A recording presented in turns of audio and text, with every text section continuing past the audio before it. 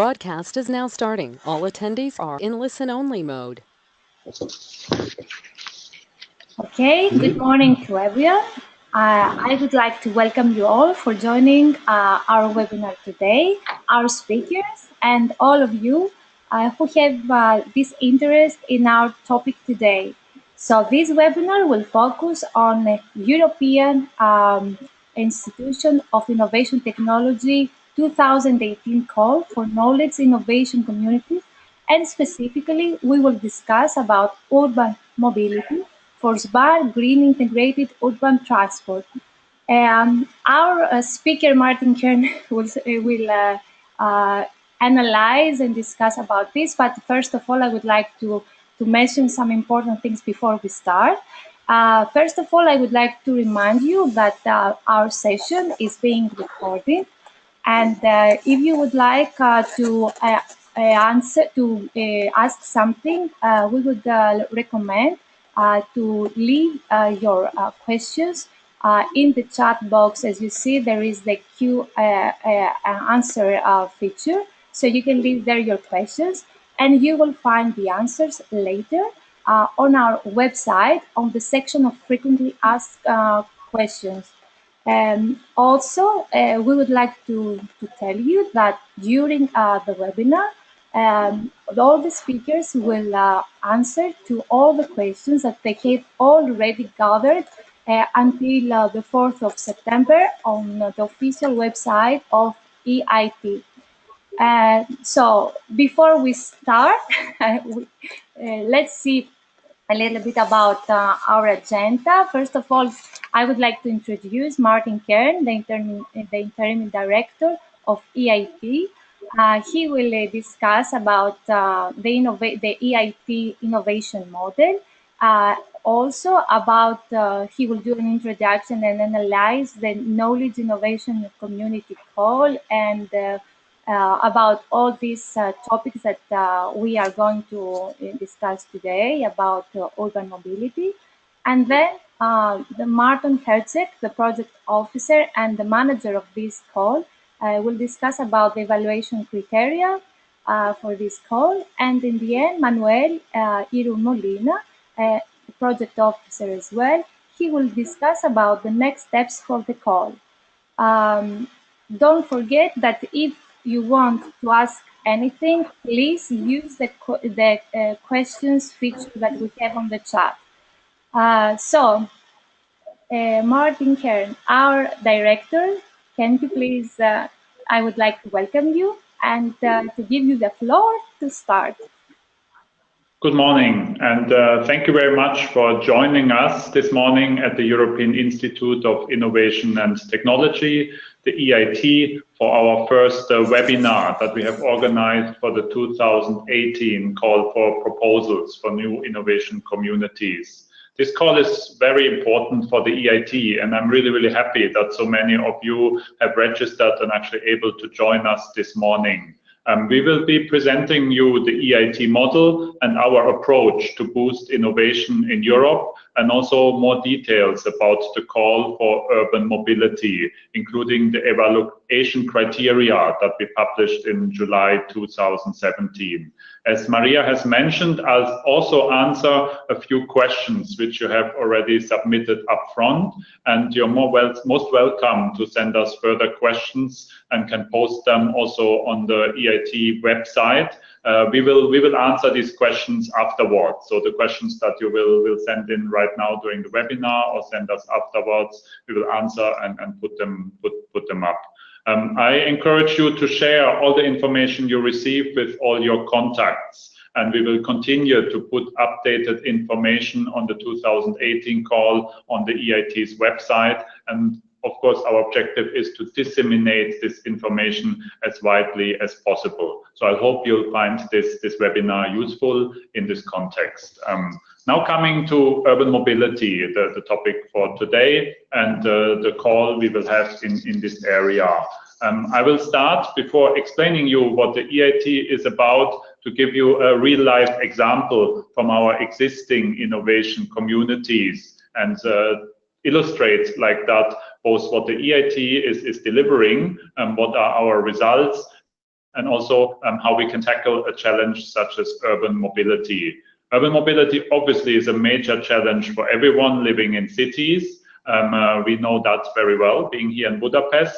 And the trend all over the last few decades has been that more and more people move into cities, move into urban areas. So the challenges related to urban mobility become permanently more pertinent. And innovation is obviously one of the solutions on how we can tackle these challenges. And our current innovation communities already have some very positive examples that illustrate how this can work. And I will also show you how the EIT support has actually been essential in driving such innovations and can therefore help in solving huge societal challenges such as the one of urban mobility, and then make our cities more livable and increase the quality of life of the citizens. So I would start with the first example, which is Konux. It is a company based in Munich dealing with Internet of Things and combines the German engineering quality and excellence with the speed of innovation from Silicon Valley. So their technology is one of smart sensor monitoring systems, and they're using artificial intelligence-based analytics to help their customers. So concretely, Konux uses artificial intelligence to provide its clients with real-time insights into the health of their physical assets and enable them to have a more predictive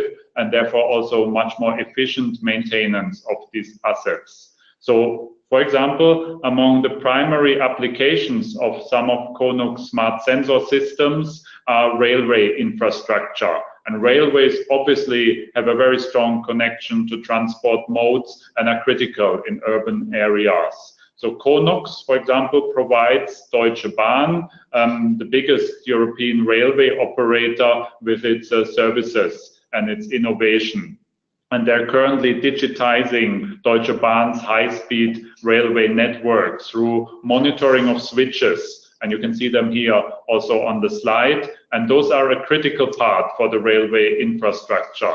So with this type of support, the clients will benefit from decreased maintenance costs of up to 30%, and also the number of breakdowns of the machines are reduced by 70%. And that, of course, can be a massive boost for a more smooth and more efficient urban mobility as well. So the economic and societal impact on a field like urban mobility of such an innovation is evident. Now, how has the EIT helped innovations such as Konux to grow? Konux became part of the EIT community after they won 40,000 euros at the Idea Challenge of EIT Digital back in 2014. So in the early days when they were just getting growing and getting on the market. And that was then a springboard for 1 month later to receive $100,000 of funding from an organization. And already by the end of 2014, then they received major investment from the United States of over 7 million euros and actually could open up a new office and expand. And later on, Konux continued to be associated to EIT Digital, to the EIT community, and EIT Digital assisted Konux with a successful roadshow in Silicon Valley, which triggered further investments. So as a result, Konux have been growing. They have been getting very good client base already, and we're also one of the success stories that are listed on the Forbes list of the 30 under 30 most promising entrepreneurs in Europe 2017. And there's one of 18 EIT community innovators on that list. Second example I would like to give you to illustrate another area which is equally important for urban mobility is a Plume Labs. Plume Labs develops innovative services and products that help to track and understand and reduce exposure to outdoor and indoor air pollution, especially, of course, in cities. And we all know that air pollution is one of the biggest environmental and health issues that cities face. So Plume Lab services improve public health and also especially raise consumer awareness. And what is their flagship service is a Plume Air Report, which you can download and which you can have on your mobile phone, on your smartphone. I also use it myself, and it gives you access to real-time pollution reports from over 300 cities worldwide. And it's also customizable to individual needs. So it helps you to better understand when you can go outside, when is it a good time to do sports outdoors, when is it a good time to better stay indoors. So Bloom Labs makes the air that we breathe in cities more transparent by providing the consumers with real information about what is the actual current status of air pollution in the actual city where you live and where you carry out your activities. So it is really empower the citizen and the consumer to take care of their own health. Now, how has the EIT community supported Bloom Labs? Bloom Labs has been part of the accelerator program of the Climate Kick, one of our innovation communities in France. And they have recently even opened now a Beijing office to enter the market there. And you may be aware that Beijing is, of course, one of the cities which face major pollution issues and where the pollution actually is one of the #1 risks for Chinese citizens on consumer, which also shows that the reach of the innovations, the reach of the EIT already is global. So these are two examples I wanted to share with you up front to show you what type of results, what type of impact can come out of innovation communities, impact that is immediately felt by citizens and brings them concrete benefits and improves the quality of life and addresses actual needs in a given societal challenge. Now let me return to the EIT and the rationale behind the EIT and our vision and our strategy to really create innovation and impact and positive results on the societal challenges that Europe faces. So Europe needs to strengthen its innovation capacity, and the EIT plays an essential role in this. So what I would like to show you next is a slide where you can see the member states' innovation capacity. That is from the Innovation Union scoreboard. And if you look at it, you see a rather uneven picture. So you do have some countries with relative lower innovation capacities and some doing very well.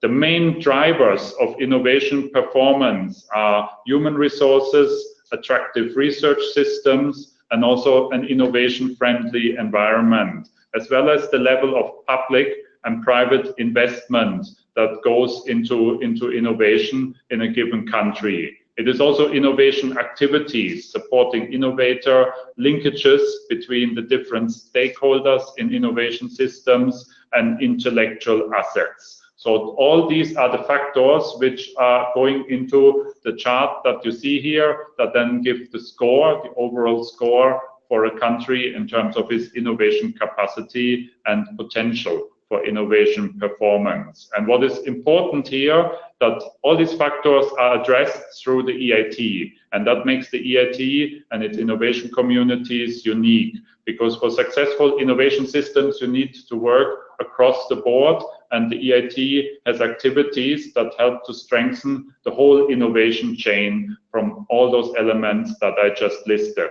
And like this, we can achieve a substantial impact, substantial improvement on the innovation capacity that we have in Europe, which then results, of course, in positive results on and impact.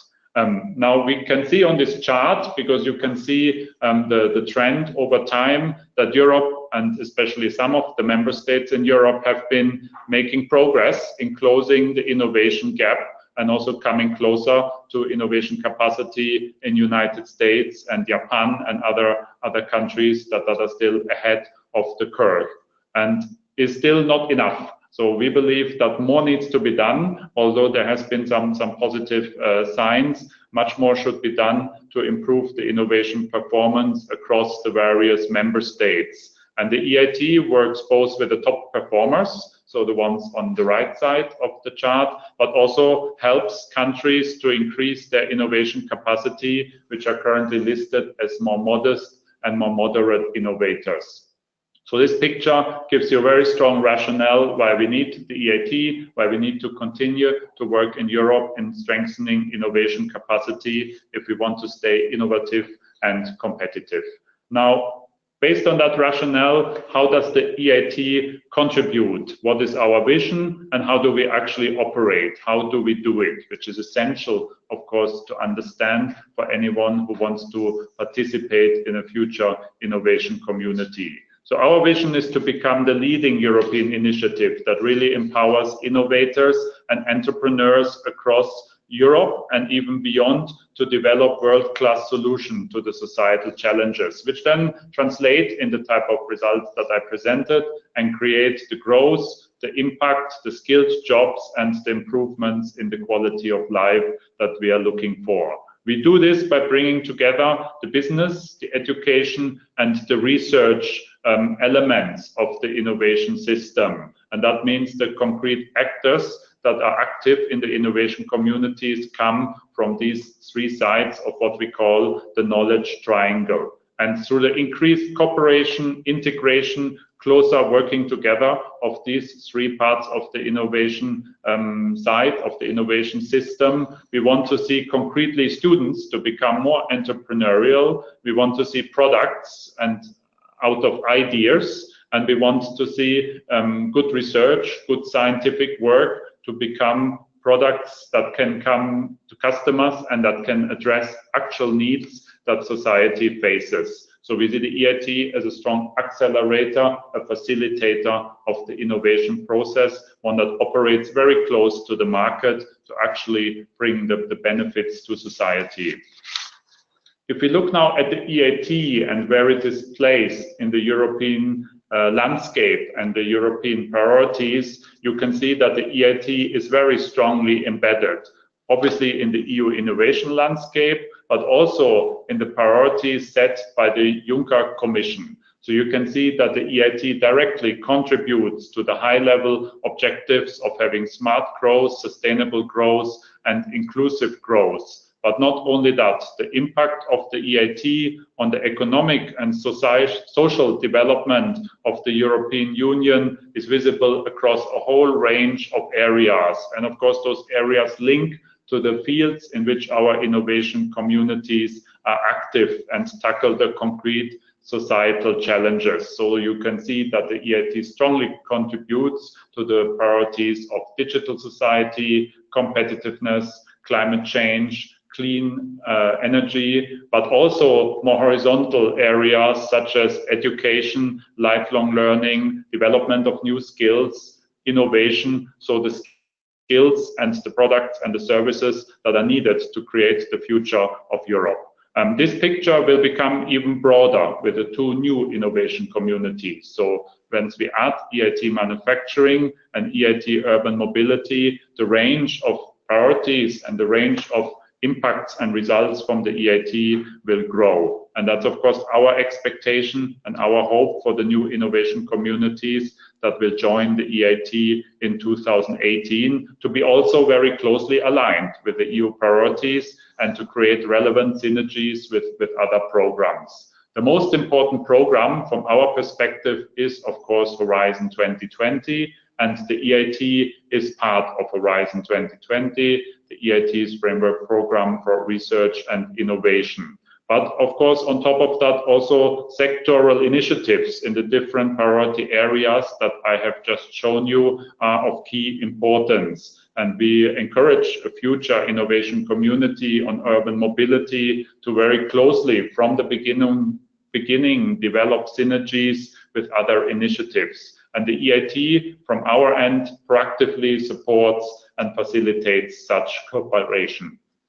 You can see here that the EIT is embedded in Horizon 2020. We are part of the program, and that also means that the overall framework, the overall rules and regulations apply to the EIT.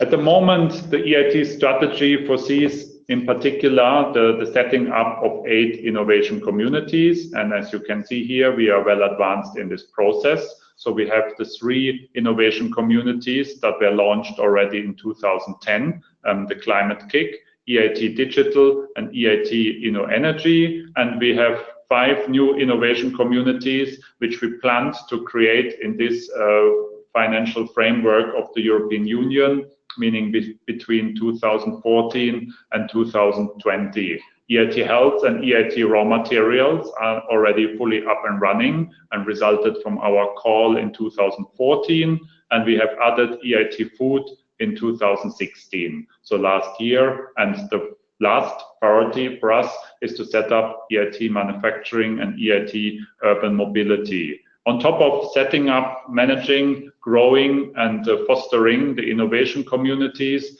the EIT's priority also includes the sharing of good practices to foster synergies, to create an outreach, and in particular also the EIT's regional innovation scheme, of which we will talk more about later. And right now we are developing the EIT strategy beyond 2020. That will, of course, build on the existing 8 innovation communities, but also we aim to further increase our impact and ambition in the future. You have a short overview here of the 6 innovation communities, but I will go further to show you the current coverage that the EIT has across Europe. And you can see here the 6 innovation communities that are existing and where they are physically represented through their innovation hubs, through their co-location centers. This is a very broad coverage, and you can see that the EIT is a really truly pan-European initiative already now that stretches all across Europe. In particular, if you take into account that on this picture you only see the innovation hubs. In fact, behind them are 1,000 partners around the EIT community that build up the different KICs, the different knowledge and innovation communities. And they, of course, have an even broader coverage and are not just located in the individual places where the co-location centers are. So already de facto now we have EIT activities all across Europe, something we are very proud of and something we would like to see further extended, of course, with the new innovation communities. So we look forward for them to join the EIT family and to cooperate also with the existing innovation communities. This is very important that there is a strong cooperation on specific topics, as there is enormous innovation potential, as you could see from the 2 examples that I gave you early on with the existing innovation communities. And of course, there are also huge potential to cooperate on geographies, to cooperate in specific locations where several of the innovation communities are present. And of course, there's a huge potential for efficiency gains, exchange of good practices to make the EIT community much stronger than the individual parts. On the next slide, you can see some breakdown of the different innovation communities. Without going into too much detail here, I think the key is that each innovation community has a balance between the different actors from the knowledge triangle. So you have organizations involved in research, organizations involved in education, organizations involved in business included.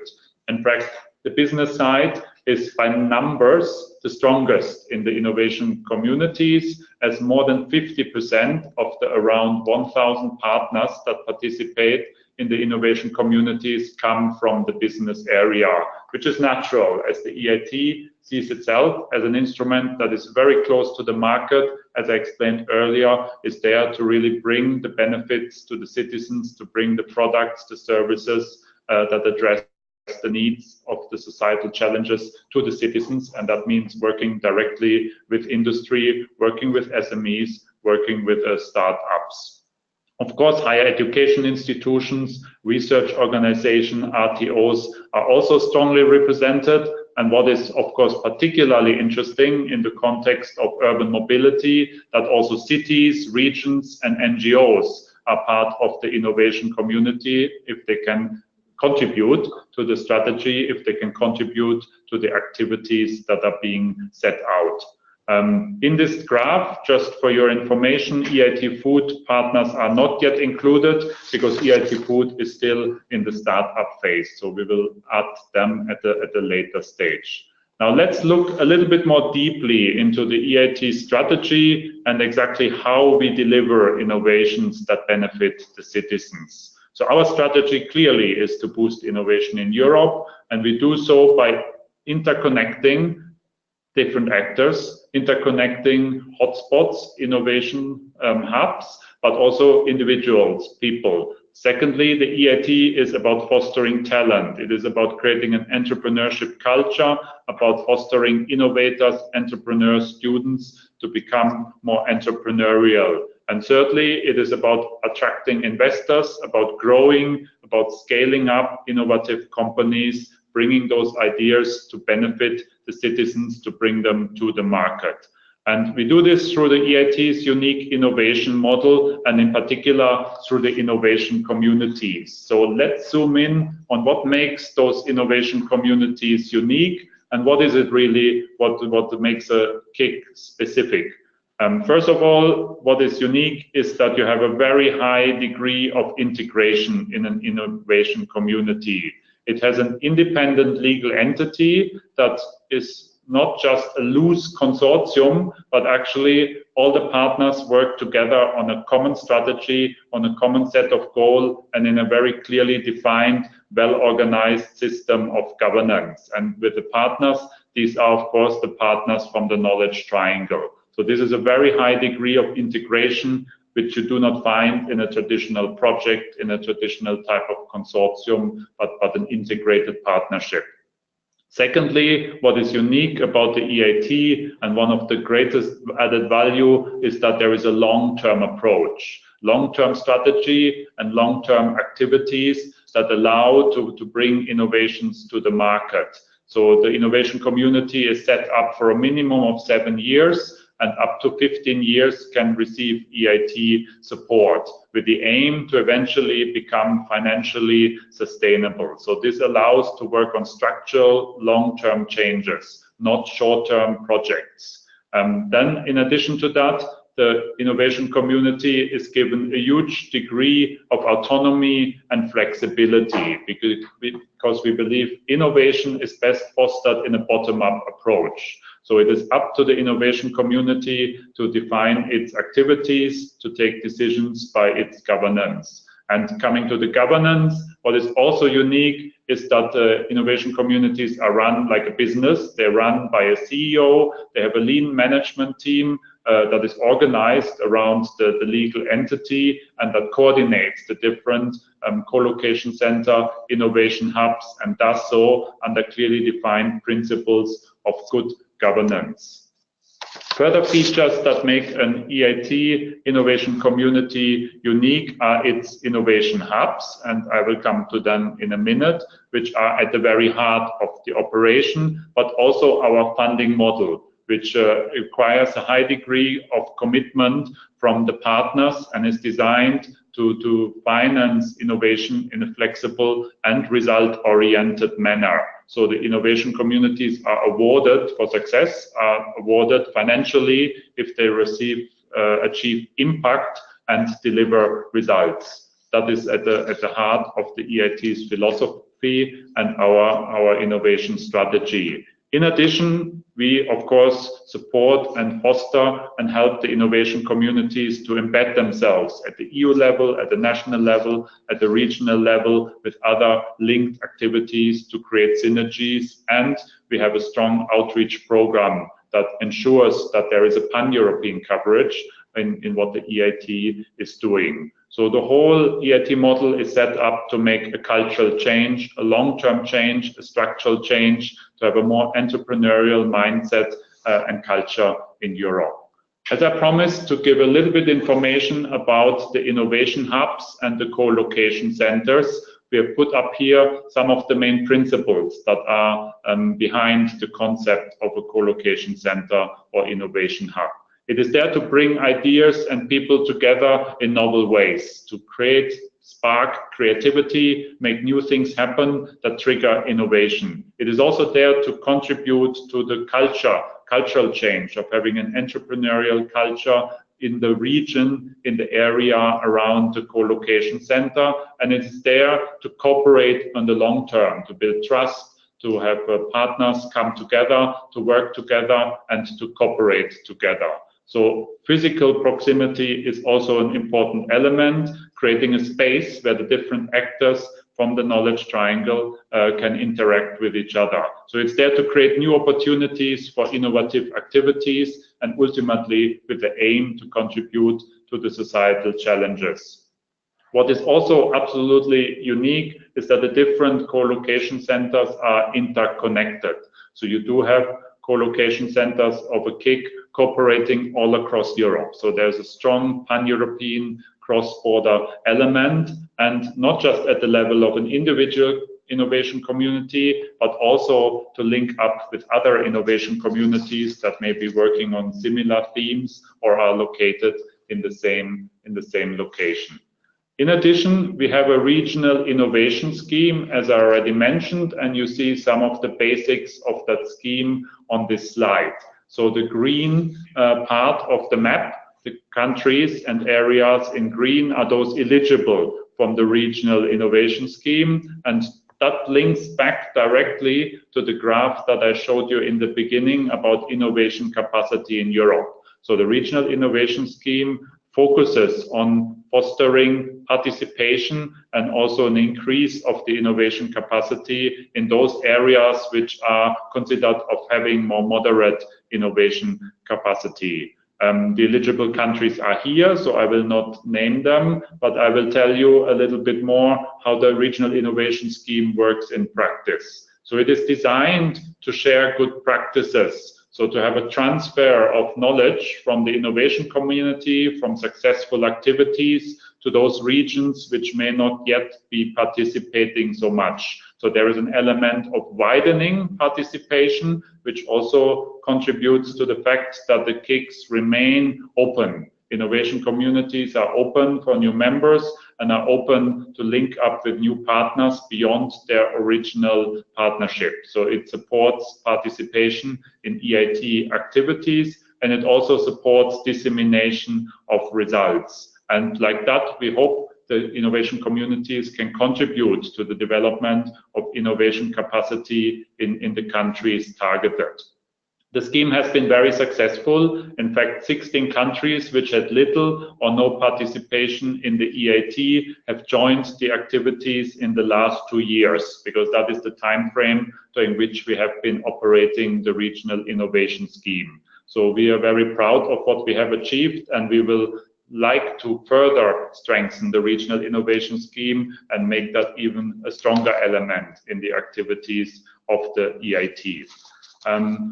Also, what is very important, as the regional innovation scheme offers an opportunity to create synergies with other focus areas in the countries and areas targeted, and in particular to create a link with the smart specialization strategies. So regions that have identified their smart specializations priorities based on their strengths can use the regional innovation scheme to have further activities to involve the innovation communities in delivering them. So that is an excellent opportunity to create synergies at the local and regional level.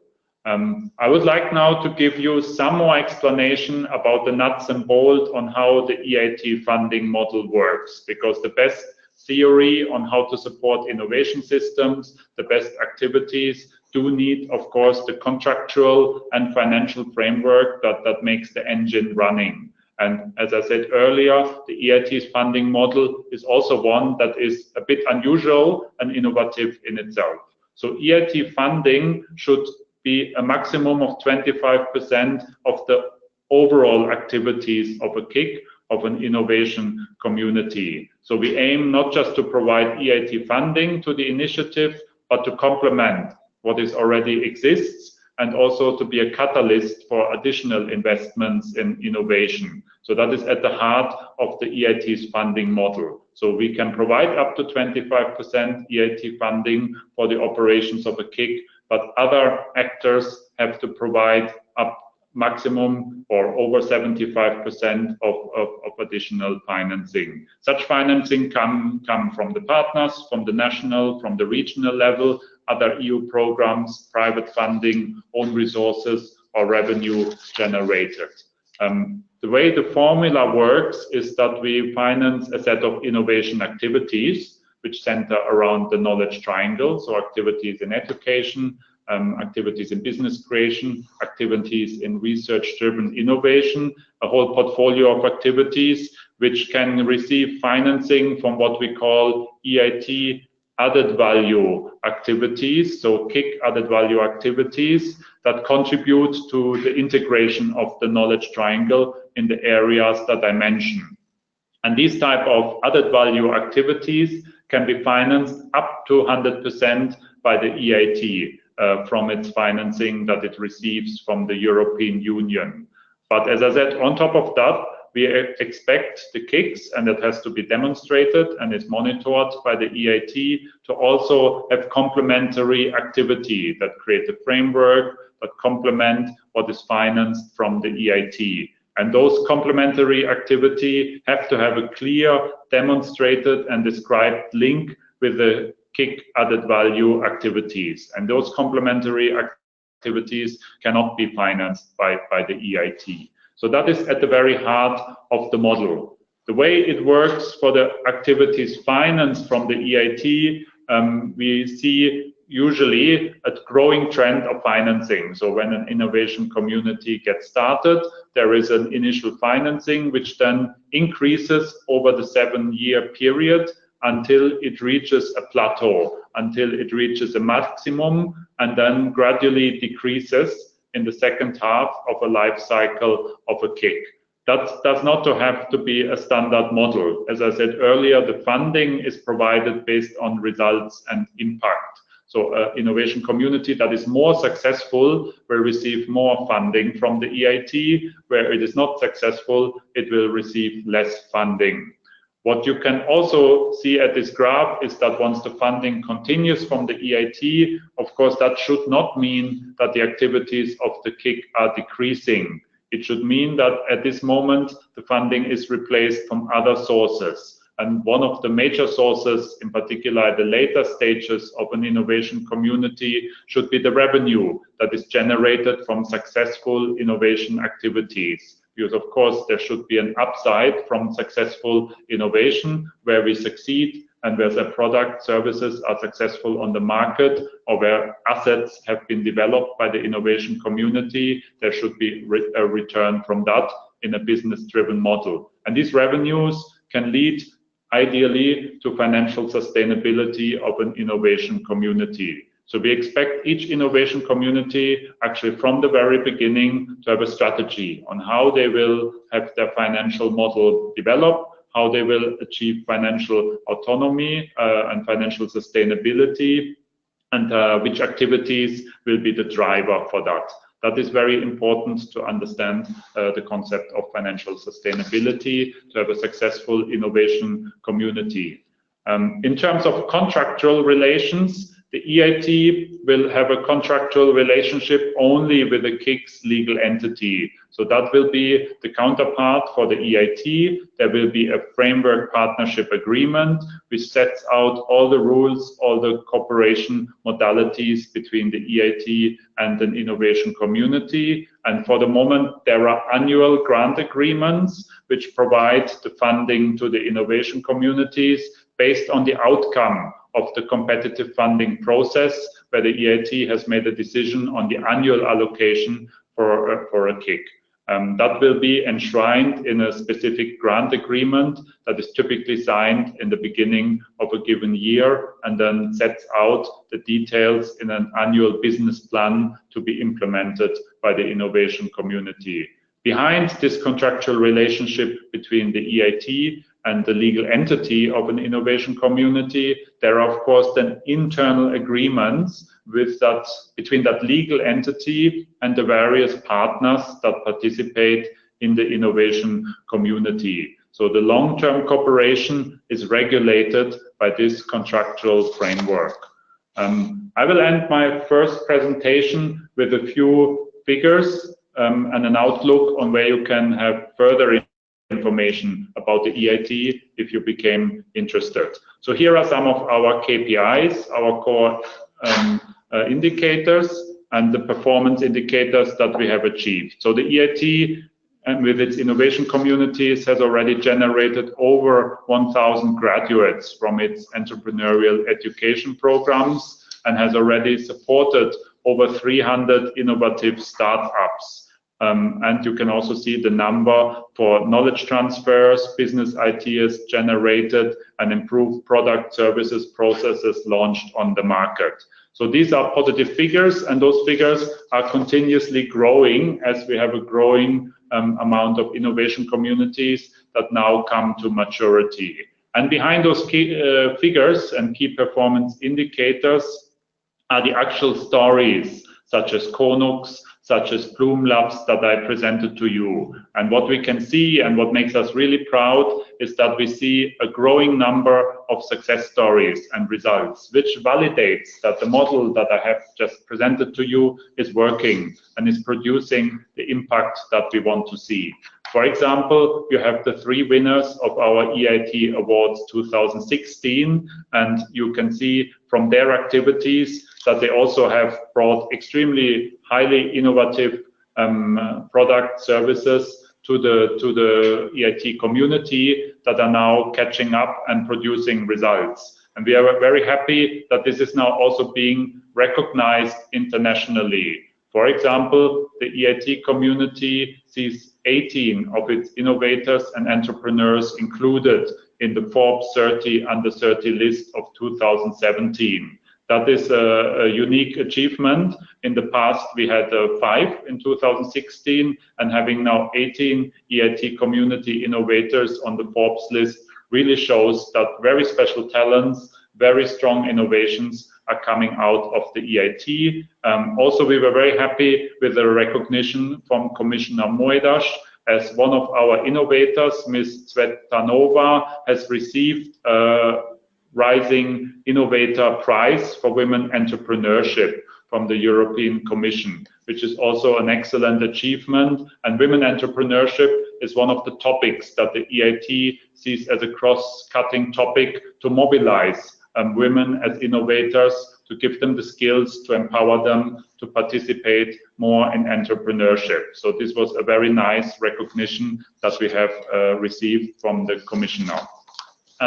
As I promised, I will also give you some information for those who want to know more. There is a lot of information on our website that can give you also further linkages to the innovation communities and a lot of background about the EIT. But we also have our annual event coming up in Budapest on the 16th, 17th October, which is called Innovate, and which will have this year's edition of our awards. It will give an innovation tour, and it will also have different, very attractive activities where you not just can get information about the EIT, but can actually interact, meet entrepreneurs, meet innovators, meet the existing innovation communities, and find out what it's all about and how it works. So that's an interesting event. And at this stage, I pass back to Maria. Thank you for your attention. Thank you very much for all this valuable information about EIT's vision and community and all these really interesting activities.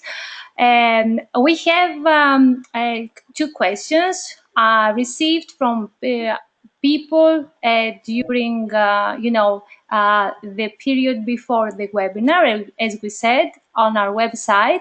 So the first question that we would like an answer from you is, what are eligible costs for EIT grants?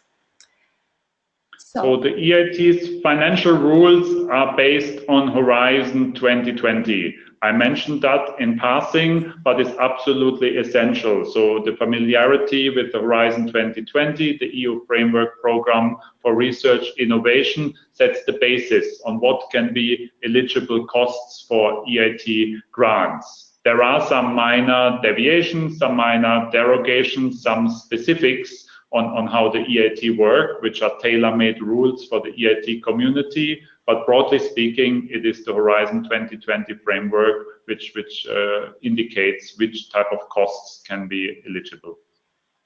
Very nice. And one more question. What is the difference between new innovation communities and existing ones and their ongoing activities in urban mobility? So the difference between new innovation communities and the existing ones is that we really encourage them to cooperate. So the societal challenges are very, very broad. Societal challenges cover both urban mobility areas within existing KICs and also new ones. So as I have tried to bring out in my presentation, we really encourage the innovation communities to cooperate. And that is something we see as very positive. So the existing innovations, such as those that I presented, would be already a starting point for a new innovation community. So we have actively also introduced some measures from the EIT side to support this type of cooperation. Really nice. So now we will proceed with the EIT's 2018 call for these two new innovation communities. We'd like more information about that. Okay. So thank you very much for your answers to our questions. Okay, nice.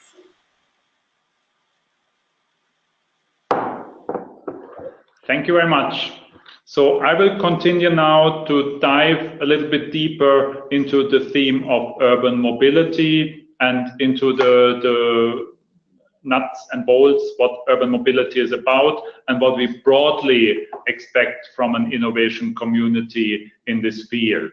I will not go into depth because the EIT has a fact sheet that lays out in much more detail than I can go to now in a very short time frame what is the broad range of this field. What is very important for me to make clear upfront is that we do not expect an innovation community on urban mobility to cover necessarily all the topics, all the challenges which exist in urban mobility, but that it should find its focus, that it should propose a strategy that can deliver maximum impact in this area based on the innovation potential that they see and that they can deliver upon with their partnership. That is important to be aware of upfront. So the theme of urban mobility is designed to develop solutions for sustainable urban mobility through breakthrough innovations that can really be a game changer and that can really lead to more green, more inclusive, safer, smarter transport systems across Europe. That is something we aim at. That is the overall objective of this call. Urban mobility, goes without saying, is a major societal challenge, and there are other initiatives, of course, in the European Union, in the framework also of Horizon 2020, that contribute to that. So the range of topics that are gathered under this theme include transport, which means new mobility concepts, transport organizations, transport systems, safety, security, but also environmental issues. So that is the reduction of greenhouse gases, air pollution, noise, and of course also urban planning, innovative concepts for bringing work and living closer together and improve the quality of life in cities and urban area. So all these topics, of course, have a very strong potential to create an economic and social impact and create new businesses, new employment, social inclusion, improve housing and location strategies with the overarching aim to have a better quality of life of European citizens, which, as I said earlier, live in an increasing amount in cities and urban areas, which all statistics reflect. Sustainable urban mobility can only be achieved if such breakthrough innovations then lead to the actual greener, more inclusive, safer and smarter solutions. So this is what we try to achieve. You will find also further information in this fact sheet on why we consider urban mobility one of the priority societal challenges. And that goes into the importance the sector has in terms of employment, in terms of GDP, and in terms of certain sectors, certain industries that are very strongly represented in this field. The environmental protection is another dimension that is one that is a growing concern. And there is a huge need and opportunity for innovation, and of course also a close linkage with activities that are already ongoing in the innovation communities, as I pointed to already. So we would expect a future innovation community to start to have from the beginning a very multidisciplinary approach and work across sector and overcome the current levels of fragmentation that often exists in this field, that different organizations, different authorities, private, public, research, universities are not enough talking to each other, working with each other to provide the solutions to the challenges that we see in cities. And of course, digitalization can be a massive driver also in this area. So all in all, we would expect the integration of the knowledge triangle, which is the EIT's core success formula, to be really suitable in this field to deliver results and bring together world-class partners in the field to drive the entrepreneurship and innovation process here. As clearly demonstrated and as mentioned before, we believe an innovation community is needed, and we're actually really keen to get going with a new KIC on urban mobility. You can find this information summarized in the fact sheet that I have referred to earlier. And also very strong attention should be paid to the other ongoing initiatives that we already have in Europe in this field, because we very much see an opportunity for a KIC on urban mobility to have very strong synergies, but also to contribute to those existing strategies in the field. On top of that, I would like to point you to some of the lessons learned that we have from previous calls, because they will be essential for a new innovation community to take on board, to keep in mind, to make a successful proposal. The first lesson learned we had from past calls is that a lot of the attention has gone in the preparation process into the legal operational elements of an application. However, what is really the core focus and what must be at the heart and most prominent in any type of new proposal for a new innovation community is the focus on strategy and impact, to really bring out where such an innovation community can make a difference and have a credible strategy on how that will be achieved. For us, also, simplification is a continuous theme, and we have tried to translate that into the upcoming call. So we have strongly simplified the way we run the call for new innovation communities, and we hope that that allows a broader range of actors, stakeholders to participate. So that should facilitate the process. And of course, we also made some reflections on changes on how we run the evaluation process, including also the final step with the hearing with our governing board. Now, based on these broad indications, I'd like to give you some examples on how that has been translated into the upcoming call. First of all, we would not like to be too prescriptive. That's also why I didn't present you in much more detail our expectation in the field of urban mobility, but we really leave that to the innovation stakeholders. So the societal challenge is broadly defined, but it's the applicants who are best placed to decide where they can bring most value added, where they can really tackle the societal challenges in a way that brings most impact, most results for citizens. Moreover, impact should be really specific and quantifiable. So not very broad, not very general, but really concrete, what will be achieved, what is expected to come out from the substantial funding that will be provided by the European Union, by the EIT to such an innovation community. And it should also show the value added. So what is really new here? What is an innovation community doing that is not already being done in the sector? Because as I explained in the first part of my presentation, the EIT has a very unique approach, and that unique approach allows to deliver results in a way that other programs cannot deliver. So the concept of a KIC should be translated into such a proposal and bring out its value added. It should be, of course, based on current priorities in the sector, so well embedded in the EU priorities in the field, and develop a strategy which by nature is pan-European and which really addresses the challenge that we have outlined of increasing innovation capacity across Europe. The overarching principles of the call of the EIT are excellence and impact. So ultimately, these will be the elements based on which our governing board will judge and will decide on the designation of a future innovation community.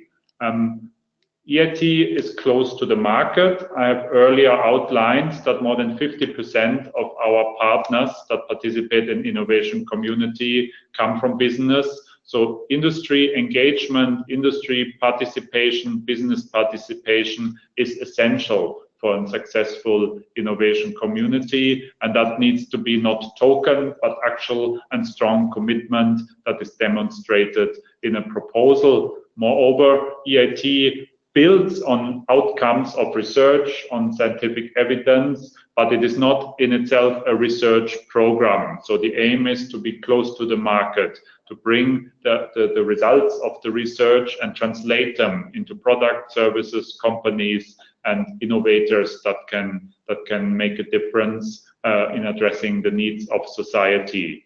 Thirdly, entrepreneurial education is absolutely key pillar of all EIT activities. We do need to see a very strong pillar, a very strong element on how education will be used to create the skills that are needed to build the future of Europe in the societal challenge. So we would like to see that very strongly at the heart of any innovation community.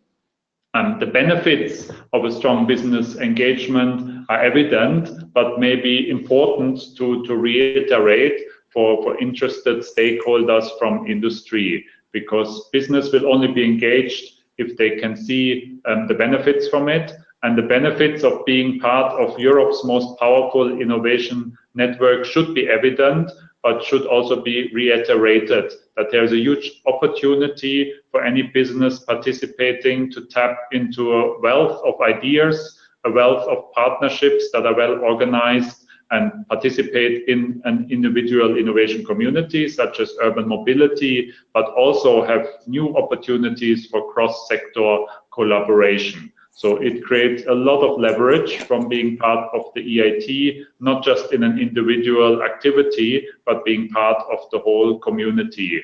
So that should help to reshape Europe's innovation landscape, to really overcome the fragmentation we very often see, where business works in a given field with a business focus on a narrow range of issues, when really we see an opportunity here to widen, to go into new areas, to make new connection, which is what the EIT is all about. Finally, I will end here because we did have some more questions that came in earlier. So I will end with those questions, if that's okay. Yeah. Yes. So thank you very much for all this valuable information about the upcoming call. So we got these two questions on the EIT website. What is the difference between new innovation communities and existing ones, and their ongoing activities in urban mobility? So, an answer. Yeah, so we answered that earlier, so I will just elaborate a little bit. So the innovation communities are based on the broad societal challenges, but an innovation community in urban mobility, of course, would need to have a strong focus on those elements, and within the societal challenge, pick its focus area. Once that is done, once they have set out their strategy, once they have said we will focus on a given topic or range of topics, then we would expect them to work very closely with the other innovation communities that are active in the same areas. The EIT has now structured activities, we call them cross-KIC cooperation activities, that facilitate this process. So societal challenges are broad, a KIC has a specific focus, and it's natural that KICs cooperate, create synergies through this cooperation, and it's something the EIT actively supports. Nice. And one more question. The EIT has mentioned in its preliminary information the less emphasis needs to be given to the legal and the organizational setup in the 2018 call. What does this mean besides the minimum requirements outlined in the evaluation criteria? Yes, it's correct. We have changed the evaluation criteria compared to the previous call and given a stronger emphasis on the strategy and impact elements and less emphasis on the operational aspects. As I explained already earlier, the operational aspects are of course key to get an innovation community working, but ultimately we're looking for the impact and the successful strategy. What does this mean that we have made this change? It means, of course, a decrease of points in these evaluation criteria, but more importantly, it means that there can be more emphasis put on the operational and legal sides during the startup phase. So in fact, we would like to allow more applicants to participate in the call by really bringing across their strong ideas on strategy and impact, and allow more emphasis to get ready operationally later on. So it is not necessarily to already be fully operational ready at the proposal stage, but this can be taken care of in the startup phase, which has exactly that objective to get the kick going. Okay, thank you very, very much for this really interesting presentation and for the answers to the questions. And now we will pass the floor to another project officer. We have Martin Herzog. We are waiting for him. He is the manager of the EIT upcoming call. Martin Herzog will discuss about the evaluation criteria of this call, and he will also reply to all the questions that are already gathered on the EIT website during the past days.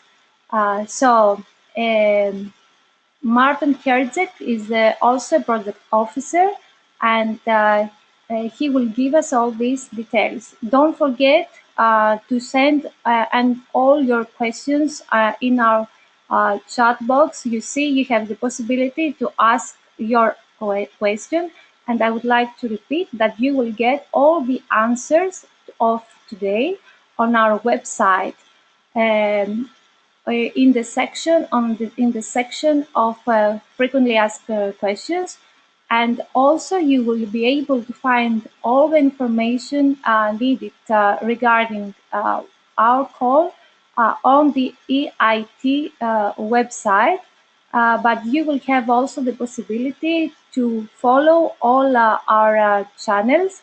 Follow us on Twitter, follow us on Facebook, and of course you can also subscribe on our newsletter, so you can get all the updates. This is something that we will send you all the information also in the end of our webinar today. And also one more thing to add is that we will send you also in the end a survey for this webinar. You will get it immediately after the end of our webinar, and we will be so happy if you could give us your feedback about our webinar. More or less, we would like to keep this contact with you, and this is what we would like to have in future, to have a communication and to build this communication with all the people who are interested in our call. So, hello, good morning.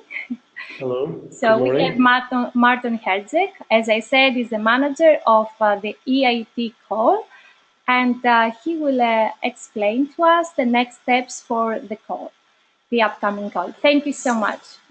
I'm leaving you to start. I give you the floor. Okay. Thank you very much, Maria. Good morning, everybody. So let me start with a short introduction to the criteria the proposals will be checked and evaluated against. As you may know, these criteria have already been published on a website, and I believe that they greatly reflect the considerations Martin has already introduced to you, namely the EIT model, but also the lessons learned from previous KIC calls and certain simplifications. So, of course, all the proposals will be checked against a number of simple admissibility and exclusion criteria. First of all, we will only accept proposals that are submitted through the electronic proposal submission system by the call deadline, and obviously with all the mandatory fields of the proposals filled in. The exclusion criteria also include those that you may know from other Horizon 2020 projects.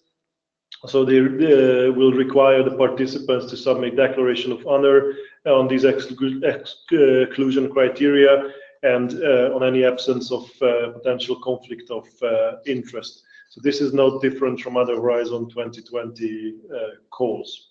Now, concerning the eligibility criteria, these are first of all on the nature and the partners in the partnership. We will have to ask all partnerships to include at least 3 independent organizations from at least 3 different EU member states. At least 2/3 of the partner organizations must be established in EU member states, and at least 1 higher education institution and 1 private company must be included. These are the minimum requirements. This is typically not a problem. On the other hand, based on the lessons learned earlier, we set a ceiling of maximum 50 partners in the proposal stage. Based on the lessons learned earlier, this allows for the facilitation of the startup process and the establishment of a committed partnership of excellent partners. Of course, later on the partnership should grow. This can be part of the strategic agenda, also on how this is foreseen by the partnership.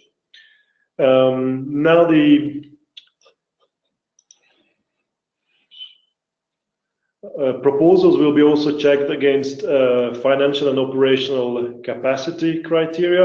First of all, the financial criteria will include financial capacity assessment, and if a KIC is designated, then a financial viability check. This is concerning liquidity, that the partner has to be solvent, and it has to be profitable, or at least self-financing and autonomous. Certain exemptions exist. So, for example, public bodies, including international organizations or secondary education, whose viability is guaranteed by a member state or an associated country, are exempted from the financial capacity check. On operational capacity criteria, the partnership's coordinators' familiarity with the calls team and experience, of course, is required in coordinating and participating in international projects related to the integration of the knowledge triangle, but also familiarity with the European Union's financial procedures, in particular Horizon 2020 rules. We will accept references from the last 5 years, so the references submitted should be completed not before 31st December 2012. By the time of submission of the proposal, this roughly equals to 5 years. And the coordinator must demonstrate that it has already participated in at least 1 project exceeding a budget of 3 million euros, coordinated at least 1 project with at least 2 other partners, so in total 3 partners, from, again, at least 3 different European countries, and at least 2 sides of the knowledge triangle, and has also participated in at least 1 project financed by the EU fund. The capability and the necessary experience of the interim management team, that should consist of a CEO, a chief executive officer, and a chief operational officer, COO, in the interim management team already, should have at least 7 years work experience relevant to the position. For the CEO, 7 years. For the CEO, 5 years of experience in the thematic field, and at least 3 years of work experience in an international environment. Of course, detailed CVs are to be attached to the proposal. Now, a brief summary about the evaluation criteria. I think, first of all, these reflect the EIT model that you have been introduced to by Martin, but also if you have known the prior KIC calls, the difference in how the weighting of these different aspects have changed. So first of all, at this stage, 100 points can be awarded to the proposals, to those which have passed all the eligibility criteria. Those will be evaluated on these aspects. So first of all, strategy and impact will be given both 40 points, operations 20 points. This adds up to 100 points.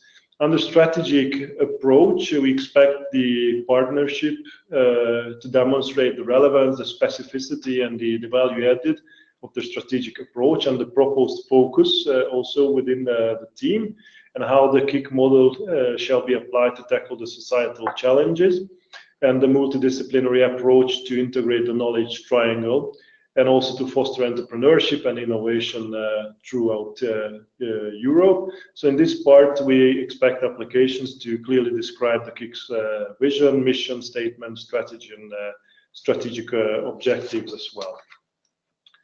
1.2 concerns the partnership innovation potential, which is to demonstrate how the partnership will implement the KIC strategy by the combined strength and the quality of the partners, including SMEs, and forming a diverse, balanced, collaborative, and world-class partnership.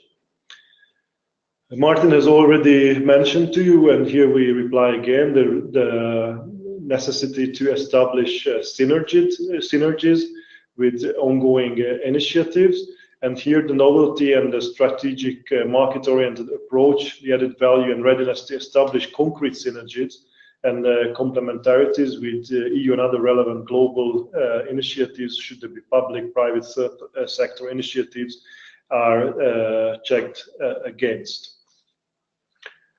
In the next bit, you can see the operations. This is also actually less points here, reduced number of points here compared to last time. And here, this is the quality of the KIC leadership team profiles, the management and the governance team's profile, which is evaluated, and the effectiveness of the operational structure, including the selection and the connectivity of the co-location centers, the innovation hubs, to demonstrate how the knowledge triangle integration approach will be implemented on the operational level.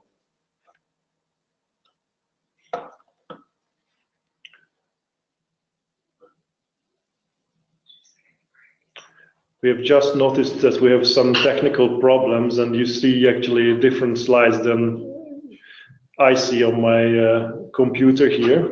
For some reason, the slides are not changing to those that I see on my screen, and the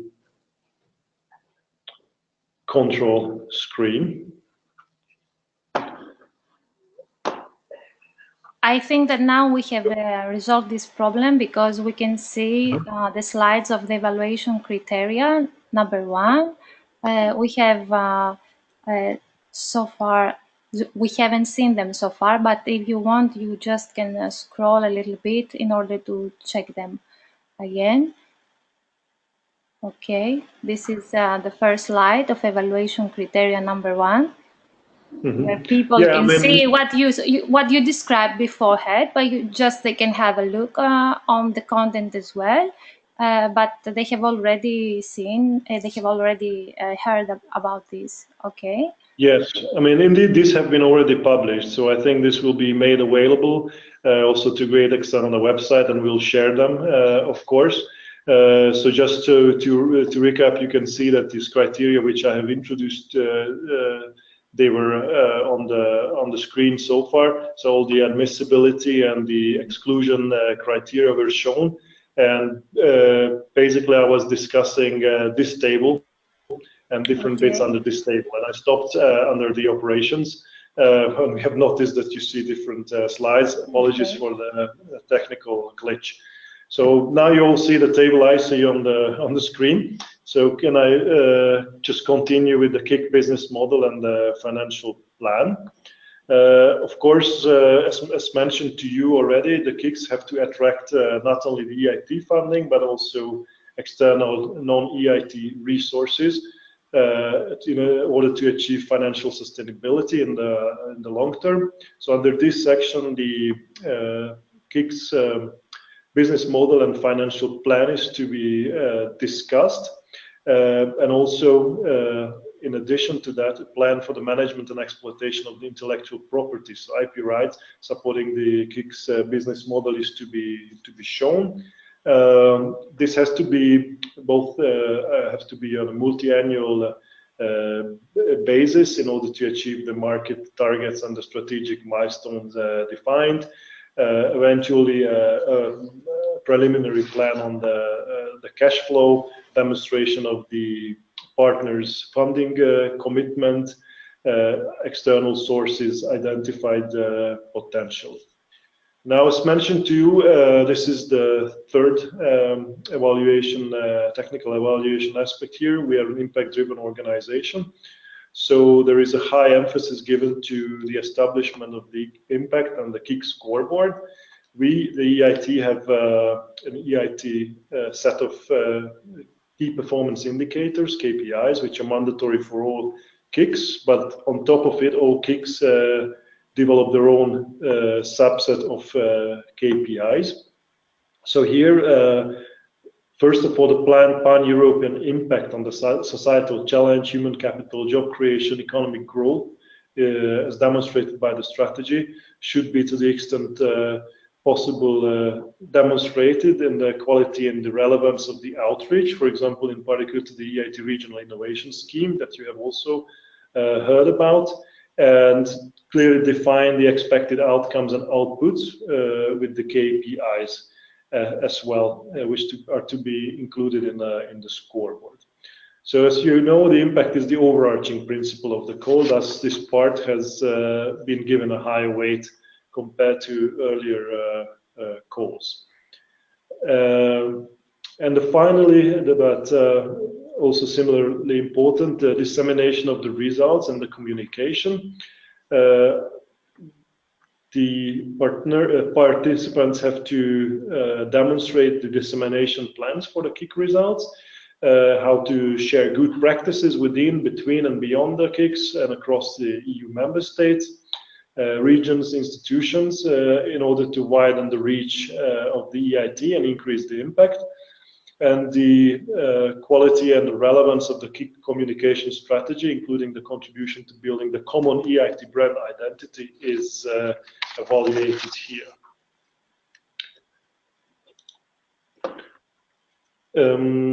This slide gives you an overview about the evaluation process. So as you've known, we will publish the call in January 2018, on the 12th of January.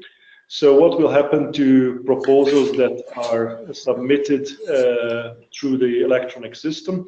First, we check the basic eligibility and operational capacity criteria. And those which pass this criteria will be evaluated first by a panel of external experts. Each panel of experts will consist of, first of all, 4 thematic experts, 3 experts from each side of the knowledge triangle, so higher education, research, and an industry expert, and a 4th analyst, probably from a venture capital sector, investment bank, or an international organization such as the OECD. Further to that, we'll have 2 horizontal experts for whom we require no thematic experience necessarily, one on business creation and entrepreneurship, and another one on education and human capital development. And the 7th external expert is the rapporteur. who is managing the consolidation of the report. Now, at this stage, the proposals that pass at the threshold of 70% will pass to the next stage, which will be the hearings with the EIT Governing Board, which will take place here in Budapest, the EIT headquarters, in November 2018. And as already presented to you earlier, this hearing will focus on the three most important aspects, which are also the bulk part of the proposal itself, namely the strategy, the operations, and the impact. I will not repeat the aspects again. Here, the applicants may receive 10 points for each criteria. So all in all, proposal may be scored up to 130 points in total. 100 points from the panel of evaluators and 30 points from the EIT Governing Board. And the proposal with the highest number of points out of this 130 will be designated. We will designate one community per team, so one on manufacturing and one on urban mobility. The innovation communities will be named EIT Manufacturing and EIT Urban Mobility. So what happens when or if you win? The first year, so this will be 2019, should a KIC or a knowledge and innovation community be designated, may receive a startup grant up to 4 million euro. This grant should be used in the first year, first of all, to reach the legal and the operational readiness, so to set up the structures, the governance model, and put it into practice, to recruit the management team, and also to finance the fostering of the EIT brand identity, building the communication plan, and the first activities, first innovation and research activities, first education activities, first calls for added value activities inside the consortium. The modalities on the startup grant will be communicated shortly after the decision of the governing board. So the winning innovation community could start working on these aspects already from the beginning of 2019. I think with that, I have already probably answered a number of questions we have received, because many questions concern the aspects we have presented already, but there were some further specific questions that I would like to answer now. Okay, thank you very much for all this valuable info. We have a few questions. First one, is it possible for one legal entity to act as a partner in two competing consortia? Would such a situation be in compliance with the eligibility criteria of the EIT? What do you think? The answer is yes. The same organization can indeed participate in more than one consortia. Okay, so we have another question. In the case of cluster organizations participating as a partner in a knowledge innovation community, is the signature of the FPA by the cluster organization and a verified legal connection by the individual members of the cluster an acceptable solution to the EIT? Indeed, the eligibility criteria includes those which relate to the partners and presented in the evaluation criteria. I've shown clearly it's on first page of the published criteria. And as long as a cluster organization is a legal entity itself, then it fulfills this requirement. So as long as this is a formally established cluster and the cluster organization, the umbrella organization, so to say, is a legal entity, then it's a fine solution. Okay. Another question that we have is, where can I find more information about the call? So more or less we have answered to this question, but I think so too, but it's good to emphasize that we regularly update our website. You can see the web link here. So all information which we have published already are here, but we keep this website up to date, and this is the prime source for all potential candidates to follow the developments. Mm-hmm. And one more question that we have already also given information. Who should I contact if I have any questions? We said also before. Yes. Well, it's also happening through our website. We have a dedicated section under the contacts, and the questions that are sent to us will be also answered in the frequently asked questions section on the call website. So we'll publish the answer to the questions there. Okay, great. So thank you very, very much for all this information. And let's have a look on some key dates for the call. Okay, so I'm leaving you to continue. I'll pass the floor to you. Okay. Thank you. Thank you. It's just to basically recap on this. We are approaching, I think, the end of a webinar. So this is just to very briefly show you the most important dates. We have also received questions on further guidance, for example, related to the call. We will publish a framework of guidance to help participants preparing proposals in November. And as mentioned before, on the 12th of January, we will launch the call for the 2 KIC. We'll have Information Day in Brussels on the 13th of February. We'll get back to this in a while. And on the 12th of July, we'll close the calls. And according to the plans, following the designation of the decision of the EIT Governing Board in November, in December, the 2 new innovation communities should be selected, and the decision must be made by then. I think these are the most important key days. This chart also summarizes the procedure, basically showing you how the timeline will run. I think I don't have to repeat this again, but this is just a summary of the information you have received insofar. So may I just again get back to the Information Day itself. I invite hereby everybody to join the Information Day on the call for the 2 new innovation communities, which will be held in Brussels. All information and details on this event will be posted on our website at the dedicated section.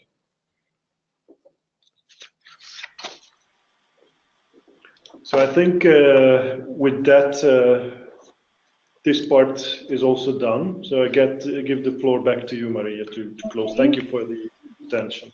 Thank you very, very much. Thank you all, both. I would like to thank both our speakers, the director of EIT and the policy officer, also Martin Herzeg. And I would like to thank you all for attending, for joining our webinar today. Don't forget that you can find the recording, all the presentations, and and the answer to your questions in our website very in shortly. And also don't forget to give an answer to our survey after the end of our webinar. Thank you so much. And here you can see also the communication channels that I have told you before. Join us on Twitter, on Facebook, and subscribe on our newsletter. Thank you all for attending this webinar today. See you tomorrow in our next webinar. Thank you so much.